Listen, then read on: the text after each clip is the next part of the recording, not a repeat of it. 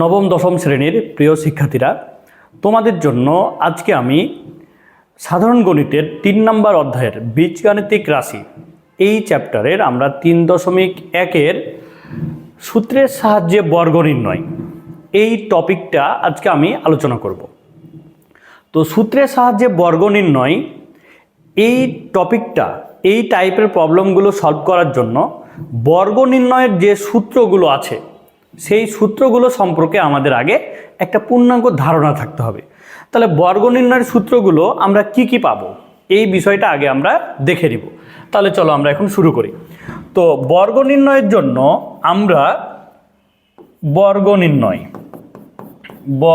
নির্ণয় এর জন্য আমরা যে সূত্রগুলো পাবো, আমরা টোটাল 3টা সূত্র পাবো।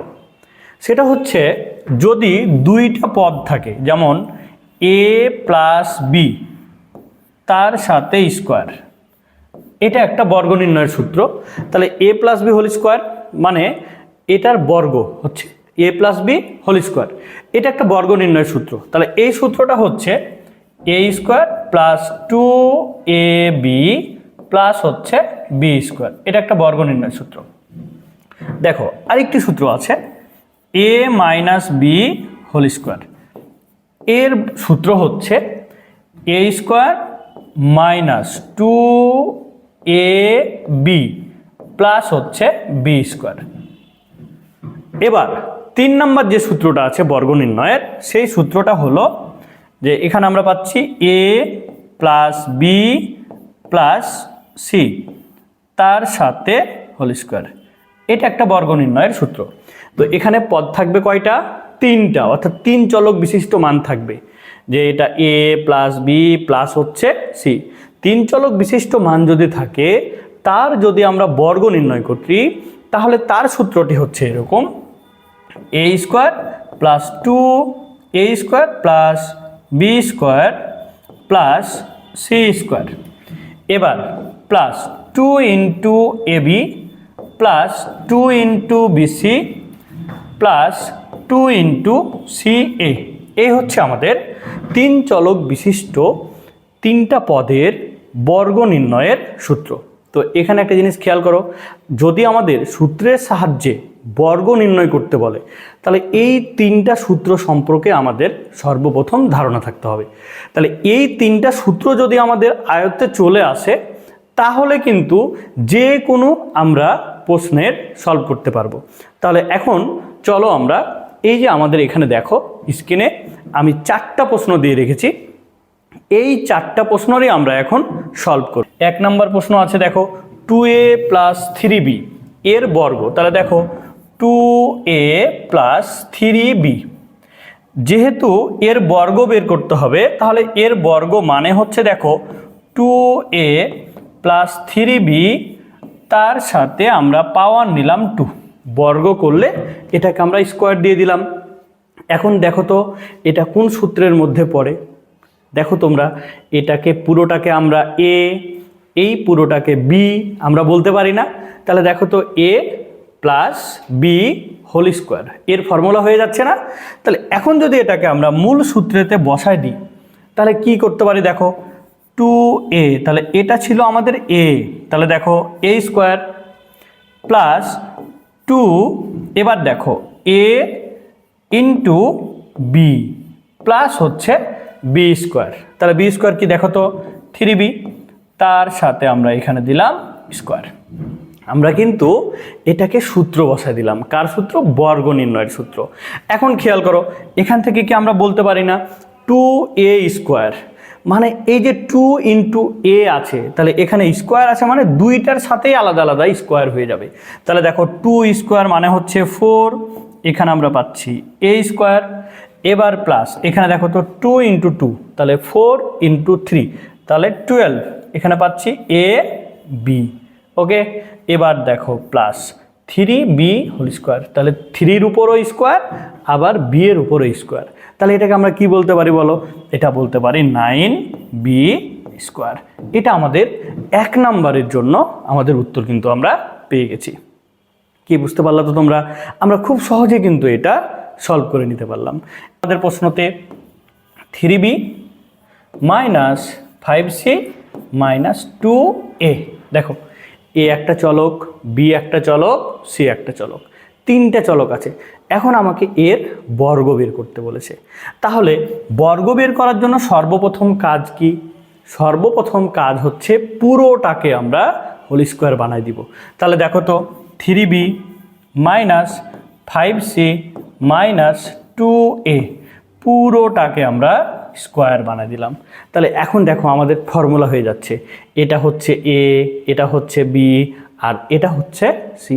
এখন আমাদের প্রশ্ন হচ্ছে, ভাইয়া আমরা যে সূত্রটা শিখেছিলাম সেখানে তো প্লাস ছিল, কিন্তু এখানে যে মাইনাস দেওয়া আছে, তো মাইনাস দেওয়া থাক, আমরা এটাকে কি করব? সুন্দরভাবে সাজিয়ে নিব। দেখো তো এটাকে কি আমরা এভাবে সাজাতে পারি না? 3b প্লাস মাইনাস 5c, এবার দেখো প্লাস মাইনাস 2a তার সাথে হোল স্কোয়ার। দেখো তো আমরা কিভাবে সাজাতে পারি না, যে 3b প্লাস আর মাইনাস গুণ করলে কি হচ্ছে? মাইনাস। আবার দেখো প্লাস আর মাইনাস গুণ করলে কি হচ্ছে? মাইনাস। কারণ আমরা কিন্তু বর্গ নির্ণয়ের সূত্র শিখেছিলাম। কি শিখেছিলাম? আমরা সবগুলো প্লাস দিয়ে কিন্তু সূত্রটা শিখেছিলাম। এই জন্য আমরা কি করলাম, এটাকে একটা পদ নিলাম, একটা চলক প্লাস আরেকটা চলক প্লাস আর একটা চলক। কি কনসেপ্ট ক্লিয়ার? এখন দেখো আমরা এটাকে বর্গ নির্ণয়ের সূত্রটি কিন্তু আমরা এখন বসাই দিব।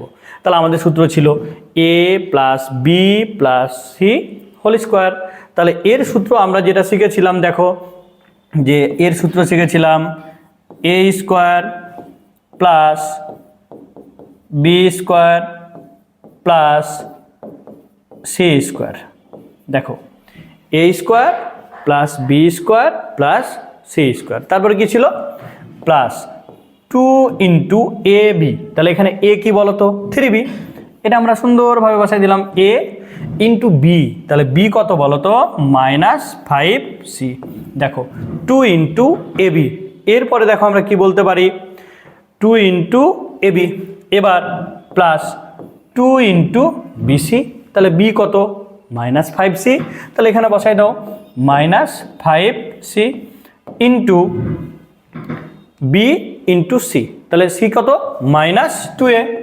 মাইনাস 2a এটা আমরা বসালাম। এবার প্লাস, দেখো আমরা এখানে কি কি পেলাম? A square plus B square plus C square plus 2 into A into B plus 2 into B into C. এর পরেরটা কি হবে? Plus 2 into C into A. তাহলে এখানে কি আমরা বলতে পারি না 2 ইন্টু সি এর মান কত দেখাতো? Minus 2a। তাহলে 2 ইন্টু মাইনাস 2a, তাহলে 2 ইন্টু সি। এবার ইন্টু হচ্ছে এ, তাহলে এই জায়গায় এ আমরা কত পাচ্ছি দেখো তো? এ ছিল 3b। তাহলে এই যে আমরা এখানে বসাই দিব কত বলো তো? 3b। কি কনসেপ্ট ক্লিয়ার? সূত্রটা বুঝলা তো তোমরা? আমরা খুব সুন্দরভাবে কিন্তু সূত্রটাকে বসাই দিলাম। এখন আমরা কি করব? আমরা এই পুরোটাকে আমরা এখন সলভ করে নিব। তাহলে এখন যদি এই পুরোটাকে সলভ করো তাহলে কি পাচ্ছ দেখো, একটু খেয়াল করো।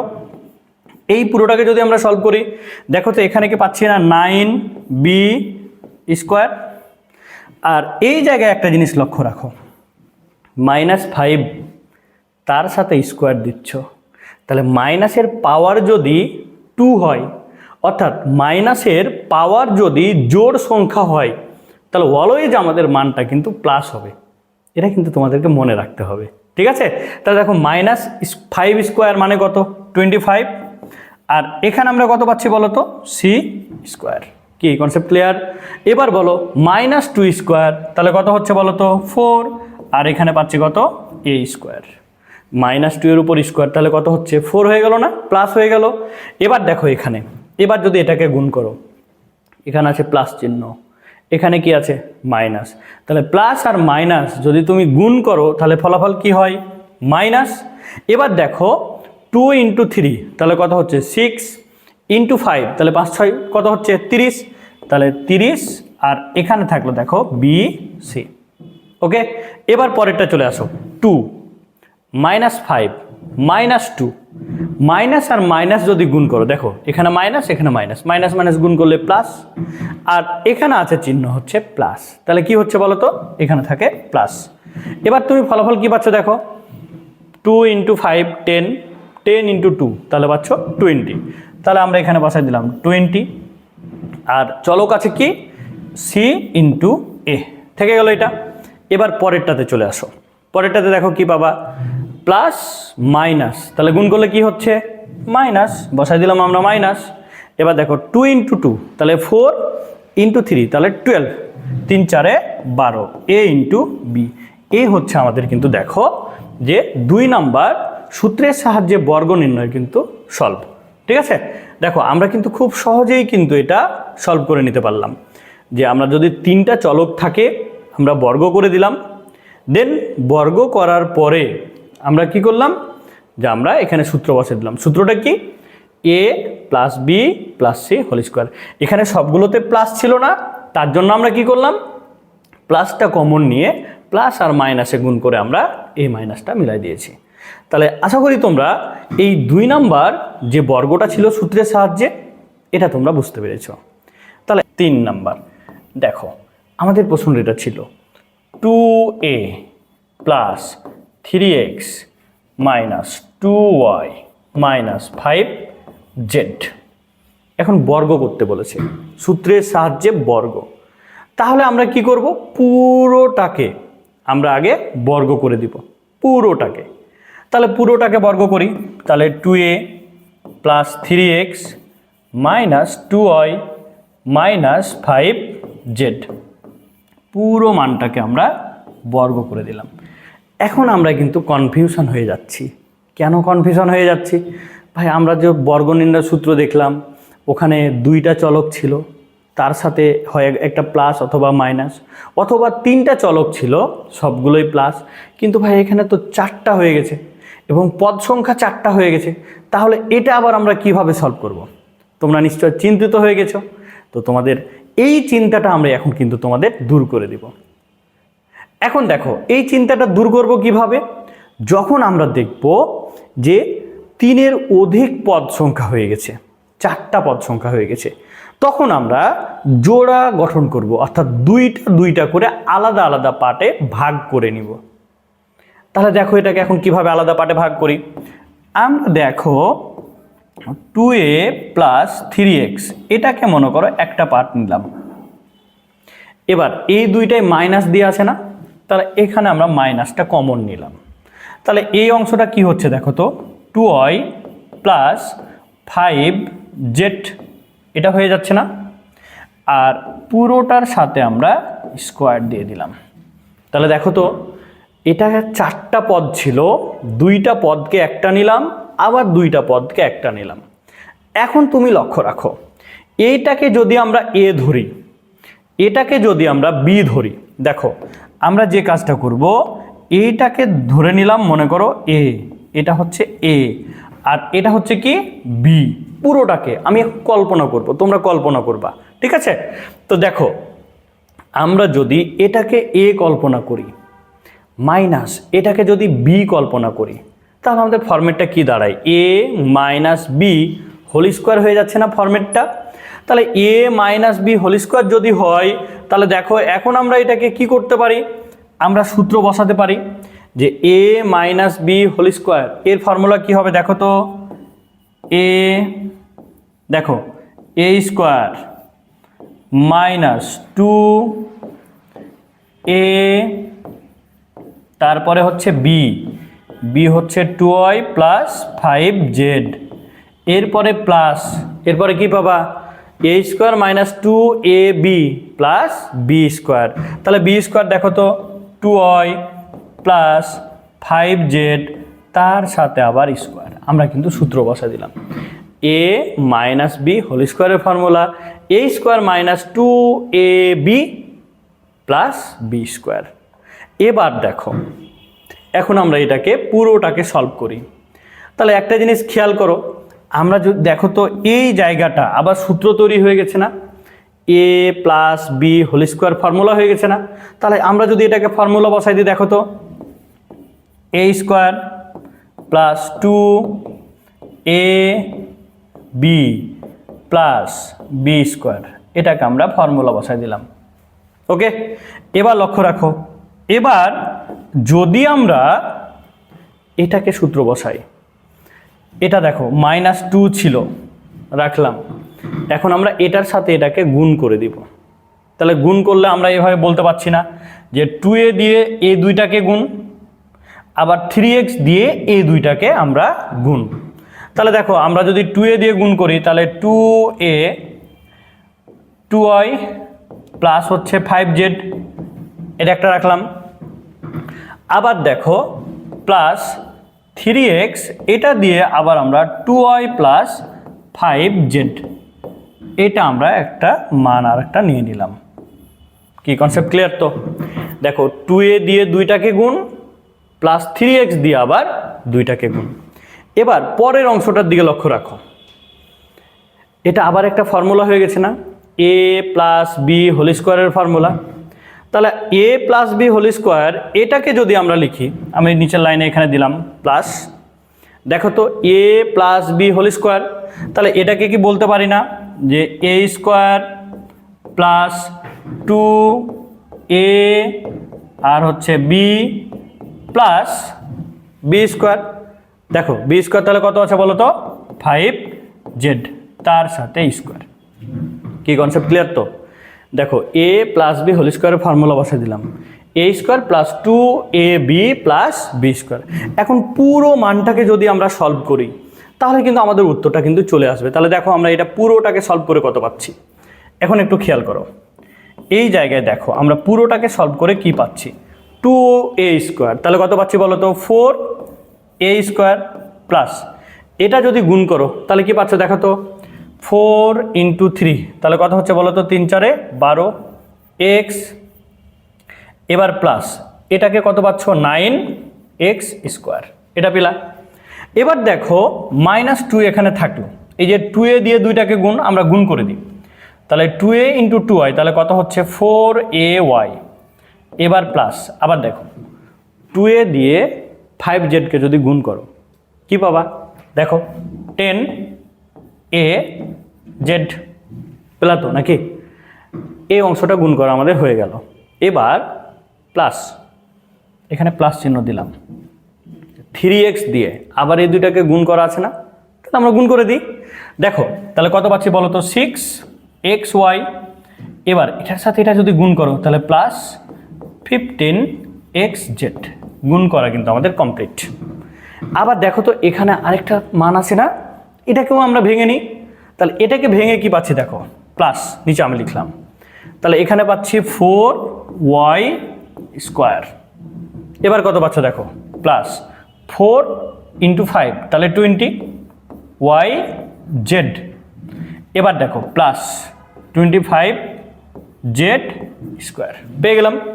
এখন খেয়াল করো এই -2 দিয়ে আবার আমরা পুরো মানটাকে গুণ করে দেব, তাহলে গুণ করে আমরা কি কি পাচ্ছি দেখো, এখন আমরা এখান থেকে বলতে পারি 4a square plus 12x plus 9x square. এবার দেখো -2 দিয়ে যদি পুরো এই মানটাকে ব্র্যাকেটের ভিতরে যেটা আছে সেই মানটুকুকে যদি আমরা গুণ করে দিই তাহলে কত পাচ্ছি দেখো তো, -8ay, আবার দেখো -20az, আবার দেখো -12xy, আবার দেখো -30xz। এবার পরের যে অংশটুকু আছে এই অংশটুকুকে আমরা প্লাস চিহ্ন দিয়ে বসাই দিই, তাহলে প্লাস 4y স্কোয়ার 20yz, এরপরে দেখো প্লাস 25z স্কোয়ার। ঠিক আছে, এই হচ্ছে দেখো আমরা টোটাল সলভ করে যে জিনিসটা পেলাম এটাই কিন্তু আমাদের বর্গ, আমাদের কিন্তু উত্তর কিন্তু বের হয়ে গেছে। ঠিক আছে, তাহলে এই যে দেখো যদি 4টা পদ থাকে আমাদের বর্গ নির্ণয় করতে বলে, আমরা কিন্তু খুব সহজেই কিন্তু এটা সলভ করে নিতে পারবো। দেখো আমাদের 1007, এটাকে সূত্রের সাহায্যে বর্গ, তাহলে আমরা বর্গ মানে কি বুঝি, যে পুরোটাকে লিখে তার পাওয়ার 2, এটা বর্গ দিলাম। এখন কথা হচ্ছে এটা বর্গ নিলাম কিন্তু সূত্রের সাহায্যে বের করতে বলেছে, তাহলে এটাকে সূত্র তৈরি করতে হবে। আমরা হয় প্লাস সূত্র তৈরি করব অথবা মাইনাস সূত্র তৈরি করব। তাহলে এটাকে আমরা যদি এভাবে লিখি 1000 প্লাস হচ্ছে 7, তার সাথে স্কোয়ার। দেখো তো আমাদের মানের কি কোনো পরিবর্তন হবে? 1000-এর সাথে 7 যদি তুমি যোগ করো তাহলে 1007 হয়ে যায় না? এই রকমভাবে তুমি অসংখ্য মান কিন্তু লিখতে পারো। যেমন তোমার ইচ্ছা হলো তুমি হচ্ছে 1000 + 7 না দিয়ে তুমি যদি এটা দাও যে ভাই আমি 1002 + 5 দিব, আমাদের আপত্তি আছে? কোনো আপত্তি নাই। তুমি যদি বলো ভাই আমি 1003 + 4 দিব, কোনো অসুবিধা নাই। তুমি প্লাস সূত্র না বানিয়ে যদি মাইনাস সূত্র বানাও সেটাও কিন্তু কোনো অসুবিধা নাই। এবার তুমি মনে করো এরকম দিচ্ছ যে ভাই আমি 1010 মাইনাস হচ্ছে 3 তার সাথে বর্গ দিব, কোনো প্রবলেম নাই। 1010 থেকে 3 বাদ দিলে কত থাকে? 1007 থাকছে না? তাহলে তুমি কিন্তু এটা বানাতে পারো। তুমি যদি বলো ভাই আমি 1008 - 1 এটা লিখবো, তাও কোনো আপত্তি নাই। কি কনসেপ্ট ক্লিয়ার? তাহলে আমরা যদি সংখ্যাযুক্ত থাকে সেই ক্ষেত্রে কিন্তু আমরা কি করতে পারি? প্লাসের সূত্রও নিতে পারি, মাইনাসের সূত্রও আমরা নিতে পারি, আমাদের কোনো আপত্তি নাই। তাহলে আমাদের এটা কমপ্লিট। এবার আমরা এটাকে সলভ করি। দেখো যদি আমরা এটা দিয়েই সলভ করি তাহলে এটা a + b whole square formula হয়ে গেছে, তাই না? এখন এটাকে সূত্র বসায় দাও। তাহলে দেখো 1000 তার সাথে square a² + 2 * a * b + b², এটা বসে গেল। ওকে, এখন এই টোটালটাকে সলভ করে তুমি যা পাবা সেটাই কিন্তু আমাদের উত্তর। এটাকে স্কোয়ার করবা, এটাকে মান বসাবা, 7² করবা, এটা মান বসিয়ে তুমি যা পাবা সেটা উত্তর। এটা তোমরা বের করে নিবা, এই আমাদের উত্তর।